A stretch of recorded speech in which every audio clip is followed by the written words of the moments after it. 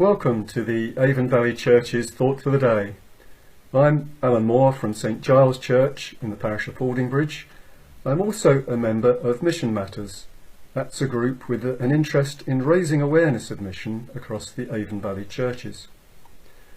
One of our members recently received a copy of a talk given to a group of young Nigerians at a conference in Africa.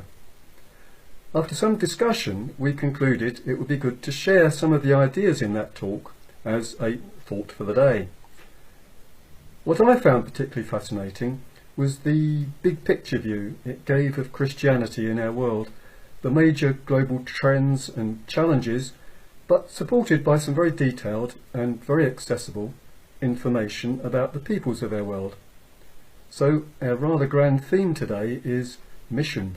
Global changes and challenges. I should start by saying that the talk was given by Patrick Johnstone.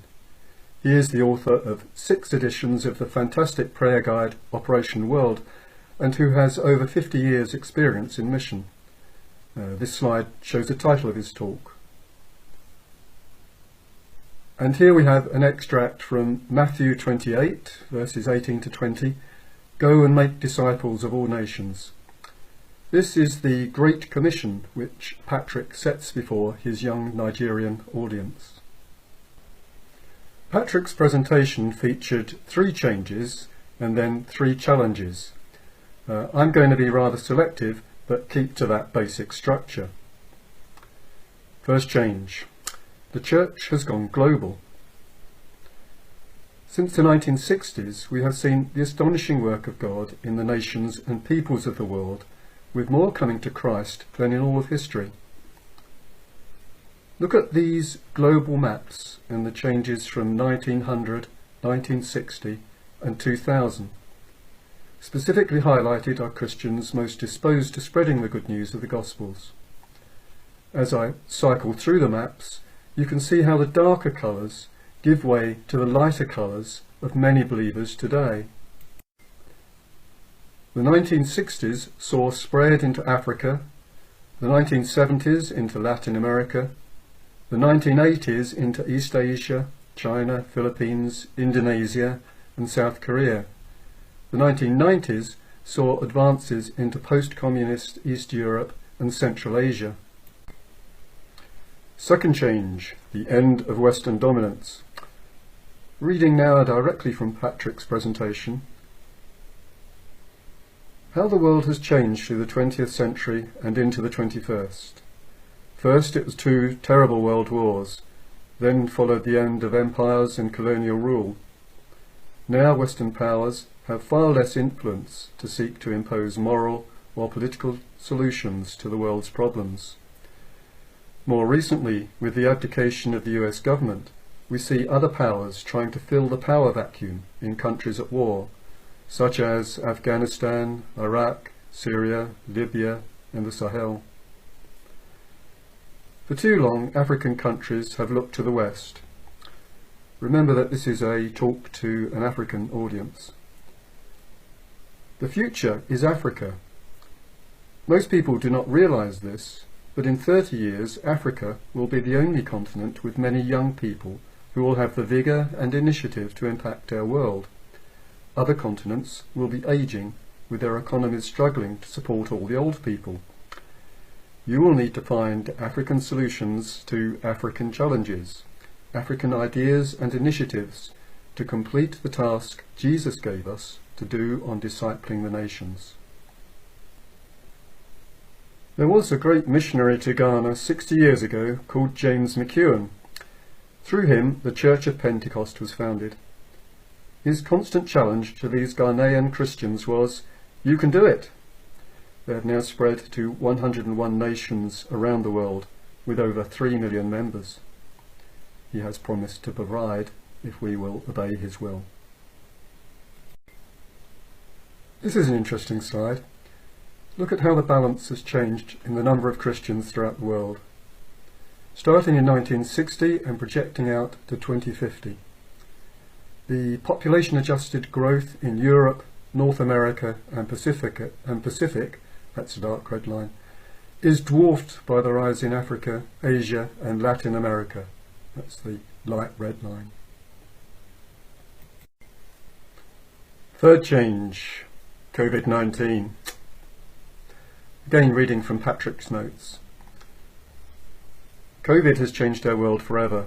It was only 9 or 10 months ago that we began hearing of a new virus in China. Now every country in the world knows all about it.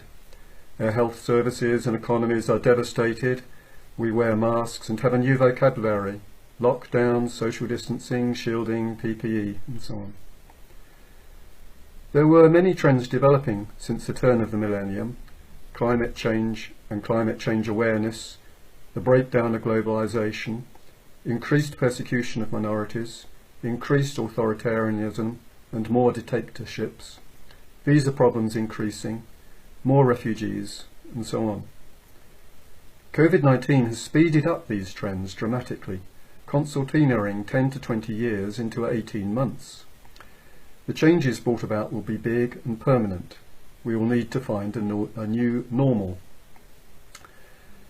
Missionaries will have to find new ways of operating and ministering in far less convenient conditions than in recent years.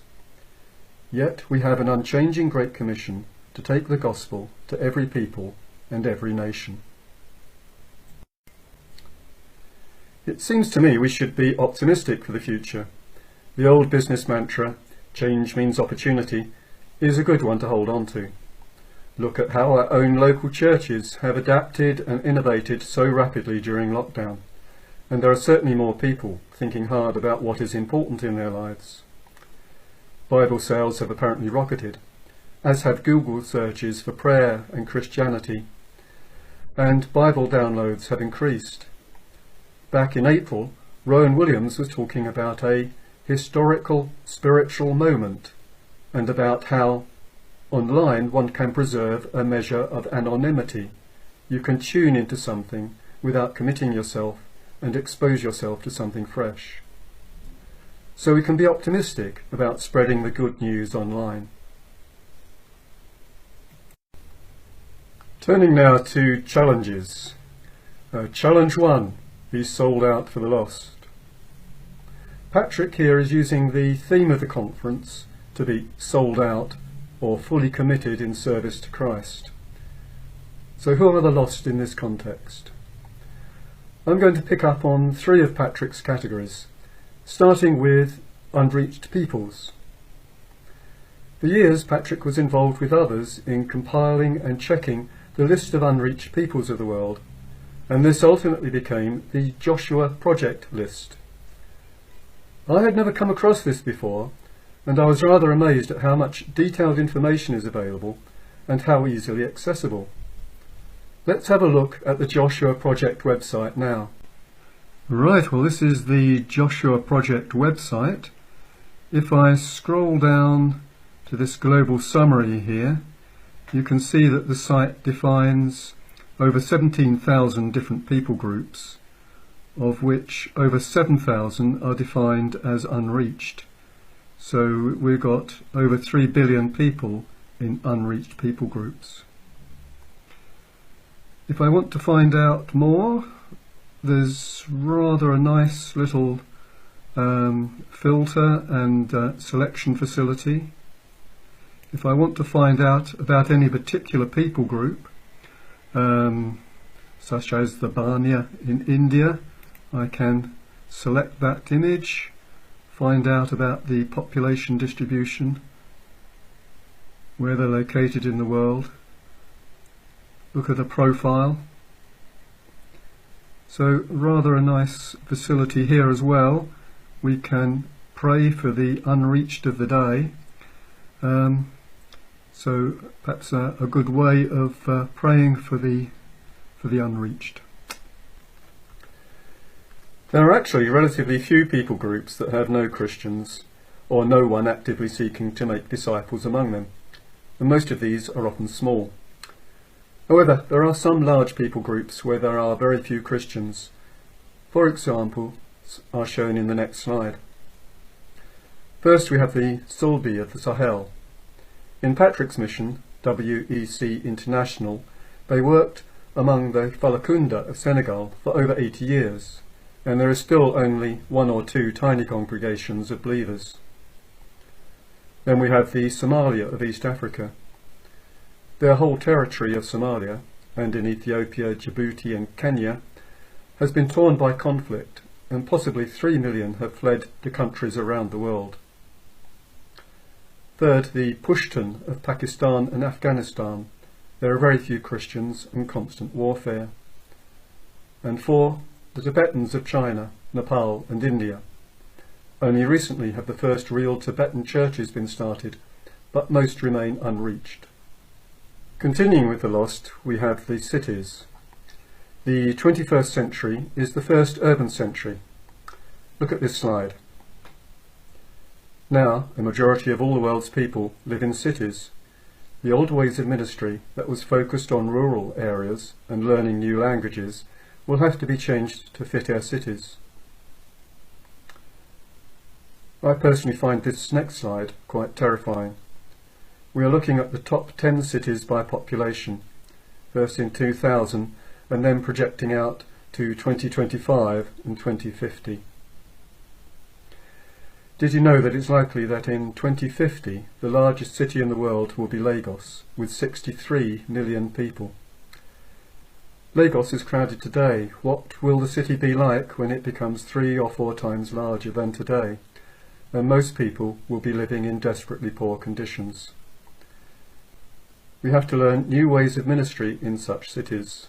Not least will be the huge cultural change. As people migrate to cities, their children often lose the language of their parents. Some estimate that over the next century, over 2,000 languages of the world's nearly 7,000 will disappear. How will we reach this new generation? The third category to reach, refugees. There are known to be nearly 80 million refugees in the world who have had to flee from their homes because of persecution, climate change, poverty or war. They are desperate, traumatized, suffering often in unimaginable circumstances. One of the major causes of refugees are the many wars.